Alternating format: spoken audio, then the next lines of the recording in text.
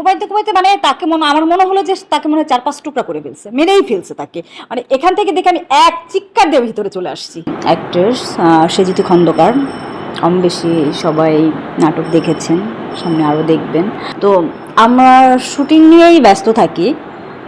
তো এরকম যখন আন্দোলন শুরু হলো তখন আমাদের আসলে শুটিংয়ে যাওয়া, শুটিং থেকে আসা খুব রিস্কের ভিতরে পড়ে যেতাম। যে সকালবেলা আসলে 6টার সময় আমাদের দেখা গেছে ক্যামেরা, শুটিংয়ে ক্যামেরা ওপেন হয় 10টায়, কিন্তু আমাদের এখানে বাসা থেকে চলে যেতে হতো 6টায়। কারণ হলো যে যদি 8টা বা 9টায় বা 10টায় যদি আমরা বের হই, যদি রাস্তায় এরকম গণ্ডগোল লেগে যায় যে আমরা গাড়ি নিয়ে মুভ করতে পারতেছি না বা আমাদের ওখান থেকে ব্যাক করায় দিল, তাহলে আমরা শুটিং স্পটে যায় পৌঁছতে পারবো না, যার জন্য আমাদের 6টায় বের হতে হতো। তো ঢাকার ভিতরে যে আন্দোলন শুরু হলো, মানে যে গ্যাঞ্জামগুলো হইতো, সেটা ওইভাবে আসলে যেখানেই শুটিংয়ে যেতাম ওইভাবে তো দেখতে পারতাম না। ওখানে টিভি ছিল না বা এটা নিয়ে আলোচনা সমালোচনা করার কোনো সময়ও ছিল না, শুটিং নিয়ে ব্যস্ত থাকতে হতো। কিন্তু সময় এইভাবেই কাটতো যে শুটিংয়ে চলে গেলে তো শুটিংয়েই কেটে গেল।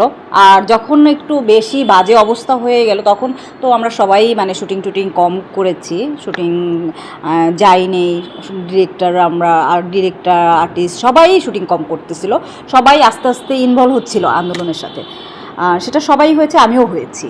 তো যখন আন্দোলনের সাথে ইনভলভ হয়েছি তখন আসলে এটা নিয়েই ব্যস্ত ছিলাম। তো সময় ওইভাবেই কাটছে। সংঘর্ষ ঘটেছে, এটা তো সব জায়গায় ঘটেছে, কিন্তু শান্তিনগরে ঘটেছে, যাত্রাবাড়ি ঘটেছে, উত্তরা ঘটেছে, মানে কিছু কিছু জায়গায় একদম বেশি ঘটেছে।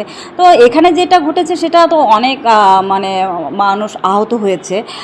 শান্তিনগরে ওইভাবে মারা কেউ যায় নাই, যেটা নিউজে আসে নাই, কিন্তু দু একজন যারা মারা গিয়েছে সেটা নিউজে আসে নাই, যেটা আমরা চোখের থেকে মানে একদম চোখের সামনে থেকে দেখেছি। আমার বাসাটা যেখানে, আমার বাসার বেলকনির থেকে মানে বেলকনিতে আমি যে মানে হয় না যে ওই যে আন্দোলন করছে, মিছিল হচ্ছে, গুলির শব্দ শুনতেছি, এর মধ্যে আমি হঠাৎ করে এরকম একটা শব্দ আসলো, আমার মানে একদম মনে হলো যে আমার বাসার নিচেই হইতেছে। তো আমি দৌড়ায় গিয়েছি আমার বেলকনিতে যাই, দেখি যে ওইখানে কোনো একটা মানুষকে, সে কোন দলের ছিল, আওয়ামী লীগ, বিএনপি বা ছাত্র কে ছিল আমি জানি না, কিন্তু তাকে দেখতেছিলাম যে এলো পাতালি মানে কোবানো হইতেছিল। তো কোবাইতে কোবাইতে মানে তাকে আমার মনে হলো যে তাকে মনে হয় 4-5 টুকরা করে ফেলছে, মেরেই ফেলছে তাকে। মানে এখান থেকে দেখে আমি এক চিৎকার দিয়ে ভিতরে চলে আসছি। আমি ওটা নিতে পারতেছিলাম না, একদম আমার চোখের সামনে না, আমার বাসার গলিতেই এরকম একটা অবস্থা।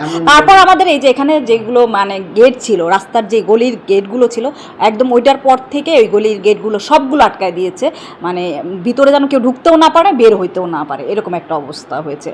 একদম এখানে যতগুলো গলির গেট ছিল সবগুলো আটকায় দেওয়া হয়েছে।